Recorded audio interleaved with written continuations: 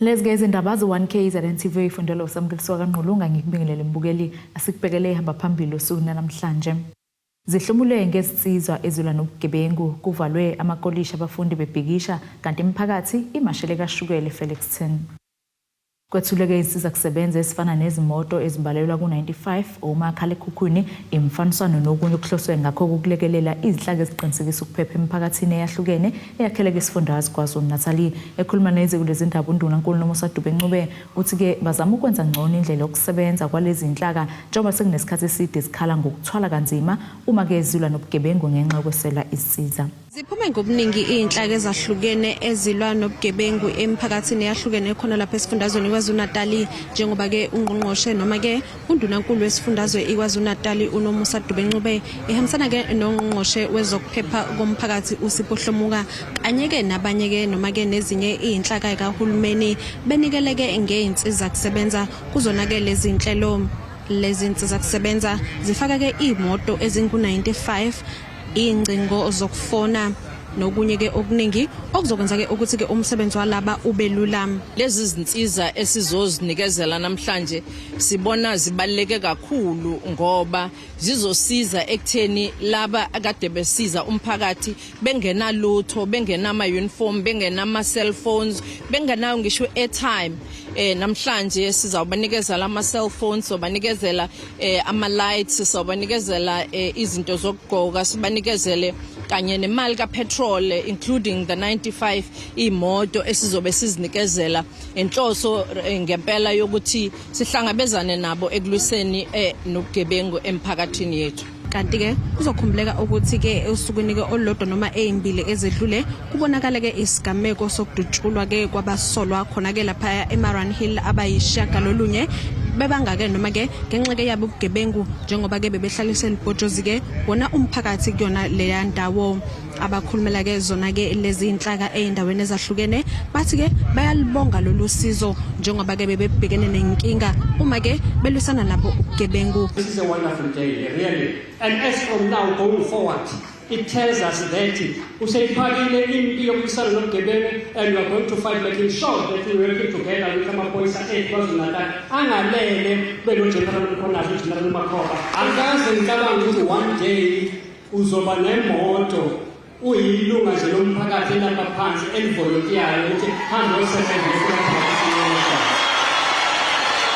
Sesethemba ukuthi zizokhula lezi zinhlelo kube khona nala umphakathi unikezwa khona uqeqesho oluthile olwenza kube lula ukuthi amaphoyisa amefike ezosebenza afice isimo singaphazamisekile njengoba owazi ukuthi umphakathi uma ngabe mhlambe kukhona into olwa nokuyilungisa uya ngobuningi kugcine sekonakala indawo le okuyethiwe icrime scene. uNdunankulu wesifundazwe uphinde ke waveza ke ukuthi yize uhulumeni ke okwamanje engenayo imali ayibekile yokuthi ke bona laba ke bahole kepha zikhona ke izinhlelo abanazo ukuthi ke bacoshe onsumbulwana.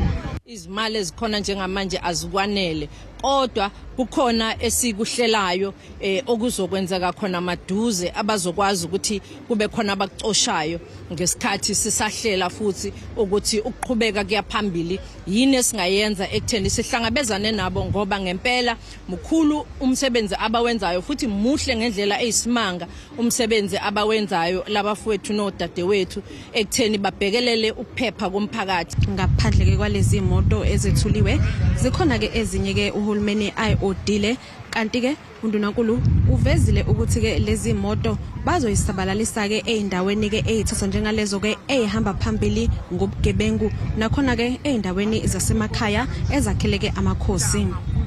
Ezindabeni ze-1KZNTV kubukuntombi khona Mvubu eThekwini. Kumenzeke ukufunda nokufundisa ekolishi lasesikhaleni TVET kulandela ukuthi abafundi beqinqe ngaphandle kwamasango esikole bebhikishela ke izinsiza ezahlukene kuleli kolishi phakathi kwezinto abafundi abakhala ngazo ungatholi imali yesikhwama sabafundi izinsiza zokufunda kanjalo nokungakwazi ukuthola izitifiketi zabo uma beqeda ukufunda. Zisalokhu siqhubeke njalo izinkinga zabafundi mayelana nesikhwama esilekelela abafundi ngezimali zokufunda iNSFAS. Abafundi basekolishi lasesikhaleni bamisenze ukufunda nokufundisa ngenxa yezinkinga ezithinta lesi sikhungo. Sinesimo la esikhaweni isimo nje esidala kakhulu esidala ukuthi kuze kube nesimo esikanjena kunenkinga la kunama frustrations akhona ecampusini adala from i-central to i-campus management edala ukuthi abafundi beze be-react kanje. Here on campus, County campus is a campus under Sasemfolozi. So here on campus we have a situation. We didn't have textbooks kuqala unyaka. Sinesimo sama textbooks emengeke campusini. Kunama NSFAS payments angayenziwe kusukela kuqala unyaka.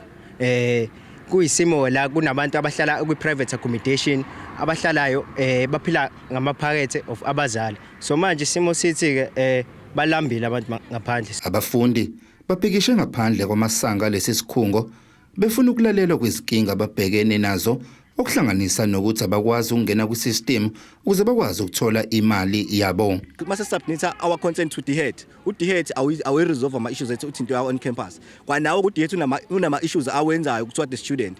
Uma kunokuthi umfundi ufike ebhale final exam yakhe njengamanje some of the students are writing ecampusini, they will submit ama results to the head. Uma submit ama results to the head angabuya ama results omfundi. Uma sithi siyabuza ukuthi kwenzakalani ngama results abafundi okuyiwona submit ku the head okuyiwona upload ku portal. Amaphoyisa afikile kule ndawo ukuzoqapha isimo sokuthi abafundi benze umonakalo.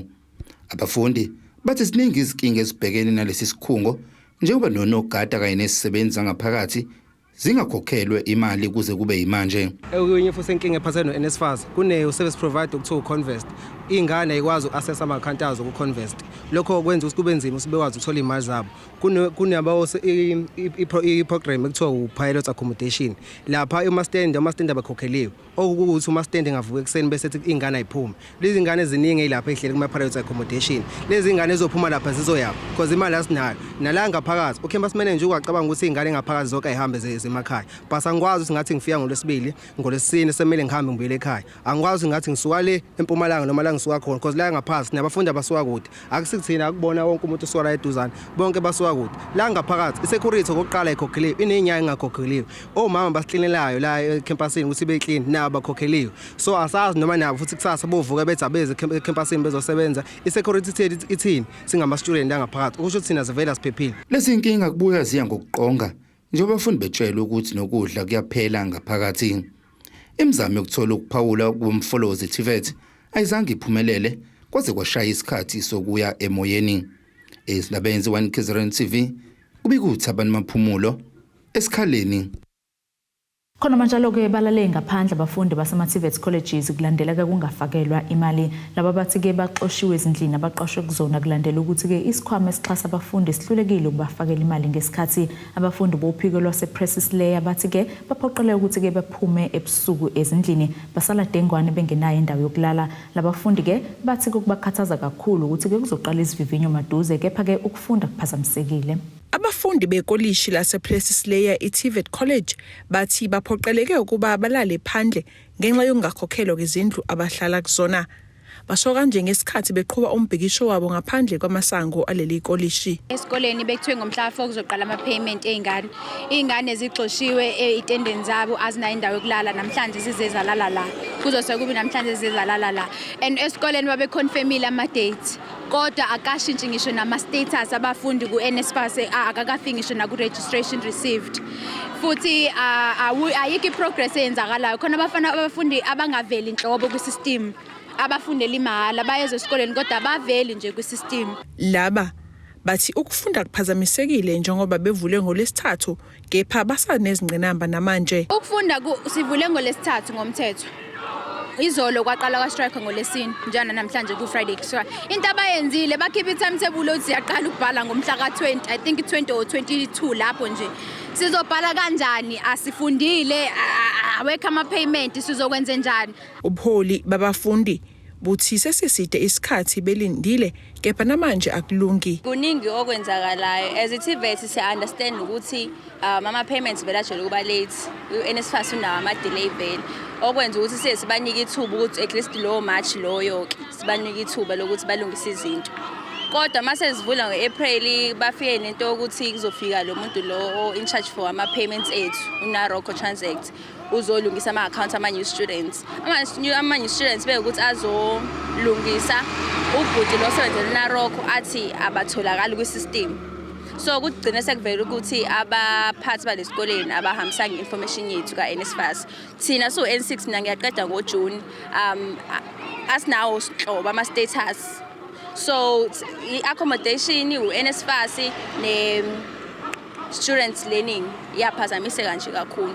Umpulo uthi bazoqhubeka nombhikisho wabo. Kubhaliwe i-memorandum ibhalelwa bona because before kube ne-strike kumele sibhale i-memorandum sihambise abaphathi besikole sibanike ithuba lokuthi bacabanga ukuthi bazenze njani ngenkinga esinayo.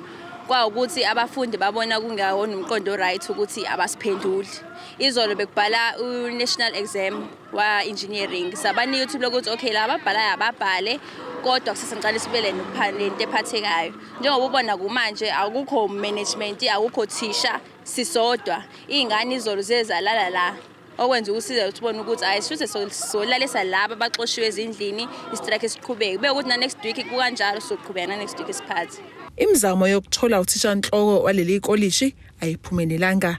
Ezindabeni ze1KZNTV ku-Ayanda Dube eMgungundlovu.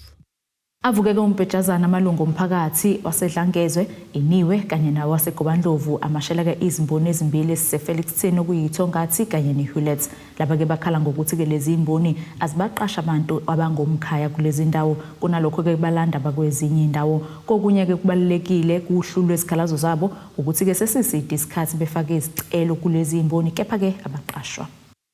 Umphakathi ovele ezindaweni ezahlukene kubalelwa edlangezwa eniwe kanye negobandlovu ubambe umbhikisho ukhala ngokungaqashwa kakhulukazi kunentsha engasebenzi ehlezi emakhaya.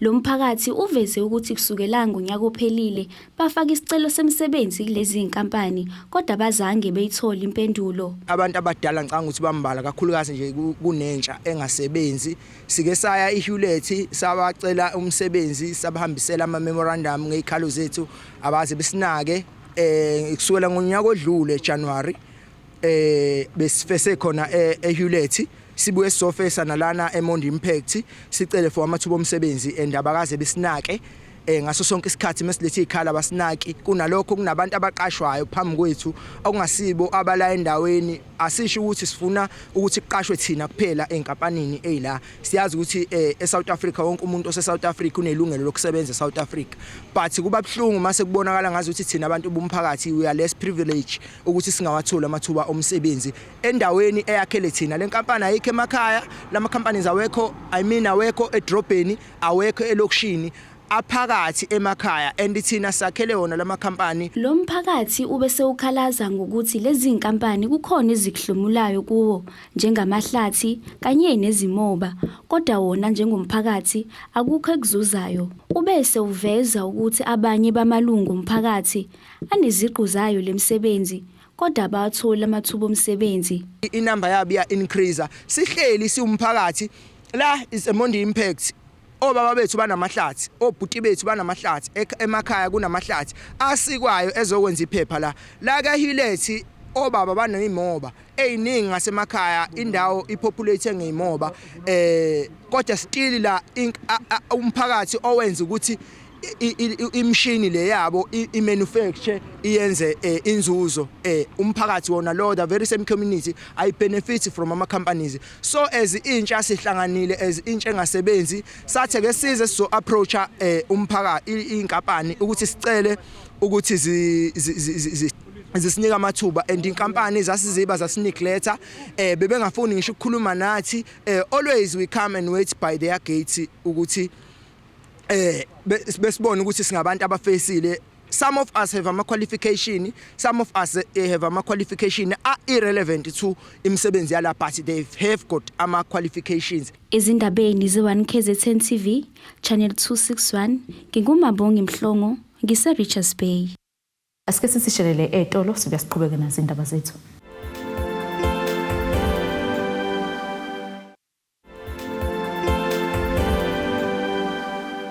Asikwamukele mbukeli ubukela indaba ze1KZNTV nazi ke ihloko ehamba phambili osuku namhlanje. Zihlomulwe ngesizwa Ezilwa Nobugebengu kuvalwe amakolisha abafundi bebhikisha kanti imiphakathi imashele kashukela eFelixton. Njengoba ke lusondela ukhetho lukazwelonke oluchazwa njengolufana nalolo lokuqala lwentando yeningi lwango-1994 iqembu le-ANC kwisifundazwe KwaZulu-Natal seliqaliseke ngokusemthethweni uhlelo lokufaka izinqondo zalo okhulumela leli qembu esifundazweni uMafika Mndebele uthi ke baqala ukwisifunda Moses Mabhida ngoba ke singezinye zesifunda lapho kukhongolo sunamandla amaningi khona naseThekwini kanjalo naseHerugwala. Ubuholi be-ANC buthi igeja entsimini manje laba basho kanje ngesikhathi befaka izingqembe zeqembu eMgungundlovu. ANC ubuzoqala umkhankaso wokufaka ama-poster uthi kubonakale umkhankaso kwa-ANC mawuhamba umgwaqo nomgwaqo kubonakala ukuthi ukhongolo semkhankasweni wokhetho. Ngakho ke siqale ngapha endaweni yaseScottsville lapho ke besizophakamisa khona umkhankaso wethu sangena idolobha lonke ke kodwa nangaphandle kwedolobha nakwamanye amadolobha amancane qalile lo mkhankaso ngoba into ebalekile lokuthi abantu bawubone ukhongolo ungawuzwa njengendaba kodwa ubone izithombe ubone namalunga kokhongolo engene ephuma emzini yabantu engene ephuma emabhilidini ahlukene ukukhuluma nemphakathi ehlukene. Umkhize uthi bezwe okuningi ezindaweni abazihambele njengaserenke yamatekisi. Isasa salikhulu kakhulu lokwamukela umyalezo ovela kukhongolose abantu abaningi bayasho ukuthi bayafisa impela ukubona ukuthi ukhongolose uyaphumelela okhethweni. So besihamba ke sikhuluma kodwa akabayeki ukufaka inkinga ke zabo eziningi. Yokuqala nje into esihlangana nayo la abantu izikhalo zabo bebekhala ngenkinga izindlu zangasese ezingalungisekile kahle kodwa ke silande wonke umasipala ukuthi ababuye bazolungisa lezi ndoba abantu kufanele abantu laba ekhona bahlale ngendlela ekhombisa isithunzi sabo. So ke sikubongile ukuthi basukume bayiqonda izinto abazibona zizingxaki. Abanye ke bakhala ngeinsiza ezihlukene ke njengalabo abafuna imisebenzi ukuthi inkinga zemisebenzi engatholakala. Abanye badayisa kakhulu la emgaqweni kodwa bayasho ukuthi ukusebenza kwabo noba kwajabulisa ukuthi bengathola uxhaso lokuba benyuse izinga lomsebenzi wabo lokho bengabajabulisa. Siyakujabulela ke nathi lokho ngoba kukhona kumanifesto kwa-ANC ukuthi sifuna amabhange azovula anikeze abantu imali zokuthi bazenzele amabhizinisi abancane.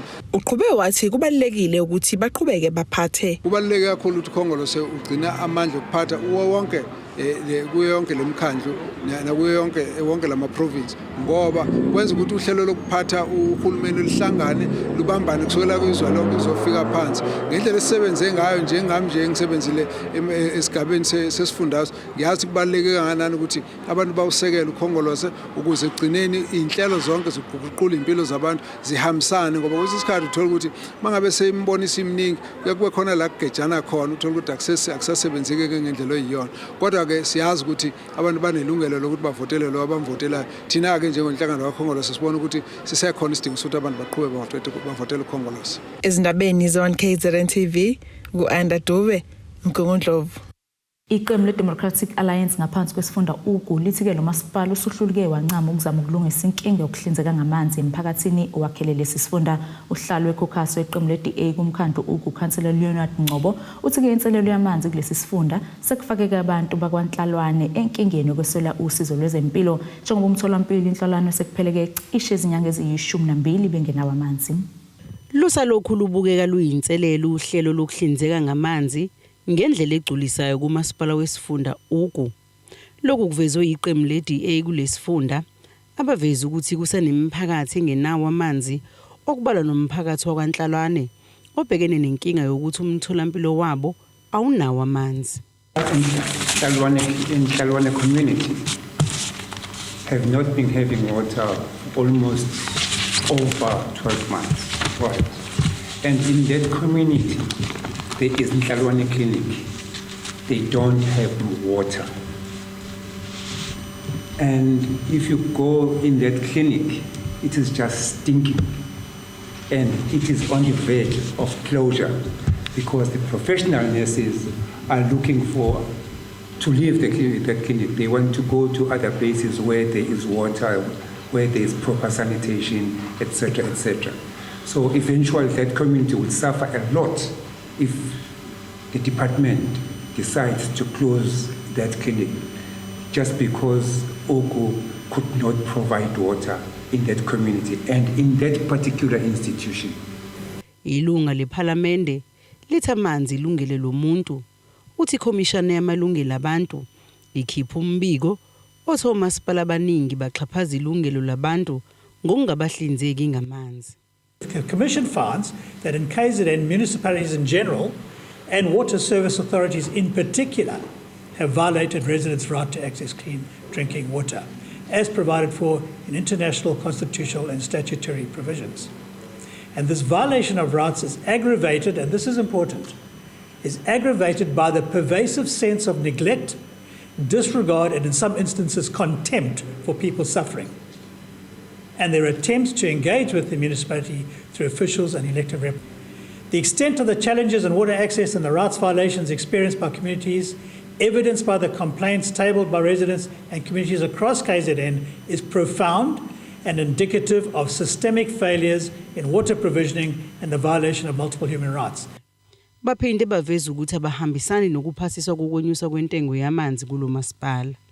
That although that was a draft budget presented to council for public participation, the DA caucus rejected that 15% increase.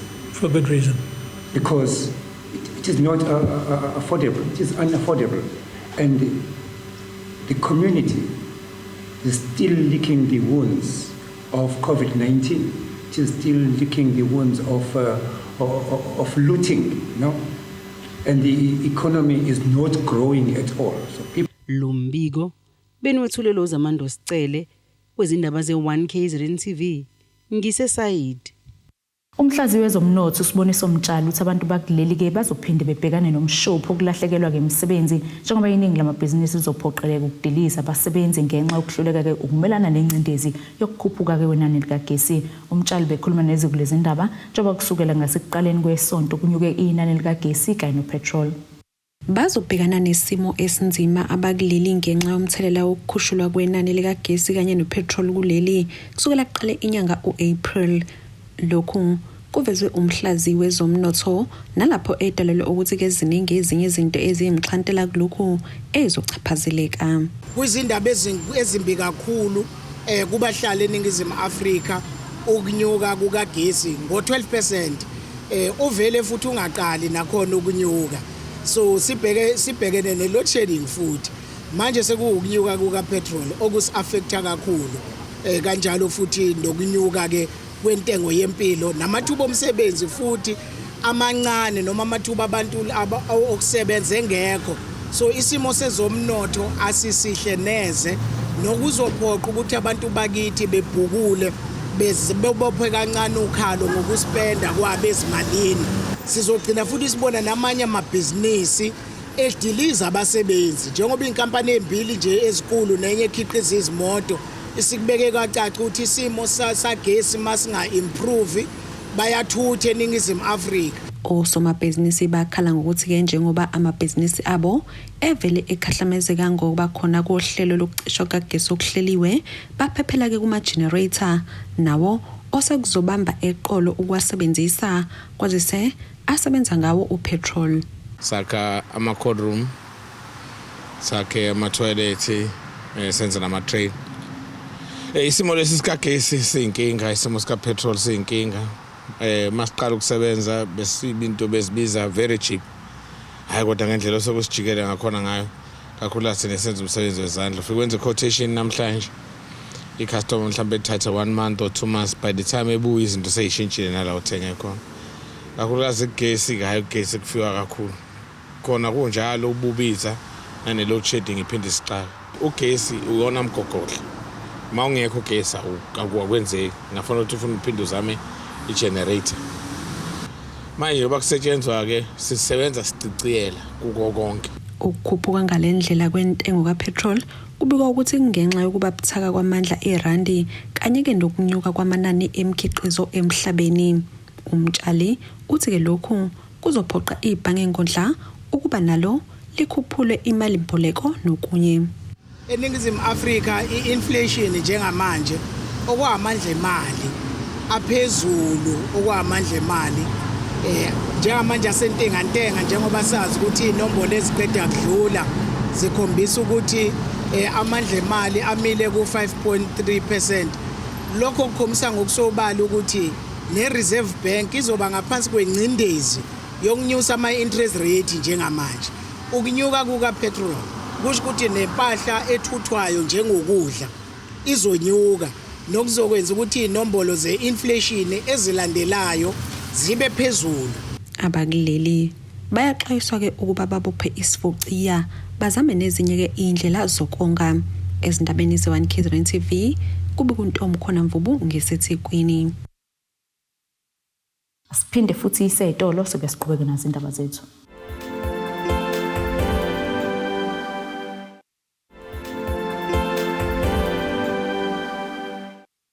Siphinde ke sikwamukele mbukelo sabukele zona indaba ze1KZNTV nazi-ke bekuyihlokano bekuyizona beyihamba phambili usuku namhlanje.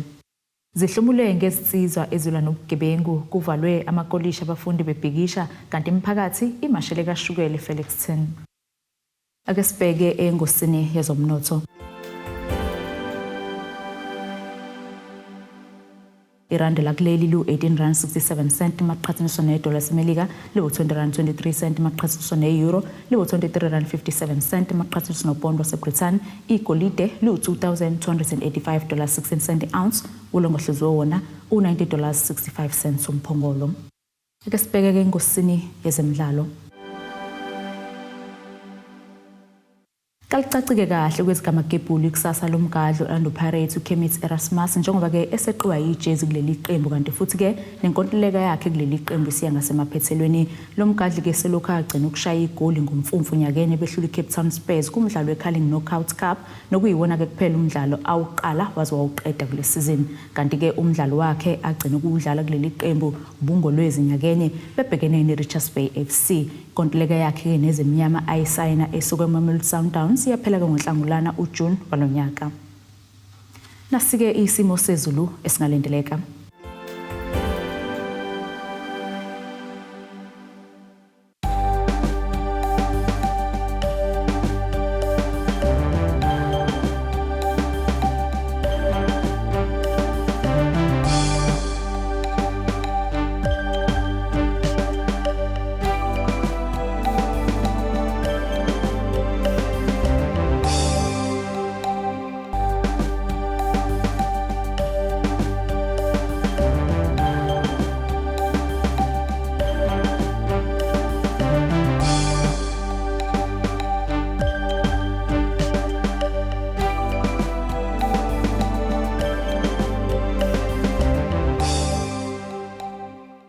Bukeleke ziyaguqa bese kuphathele zona usuku namhlanje nanawe ke sihlangane kusasa futhi ngase isikhathi esifanayo impela sonto emnandi. Abethuli bethu bezindaba baxhaswe iThulis Bayview Bridal. Ungabashayela kulezi zinombolo ezivelile.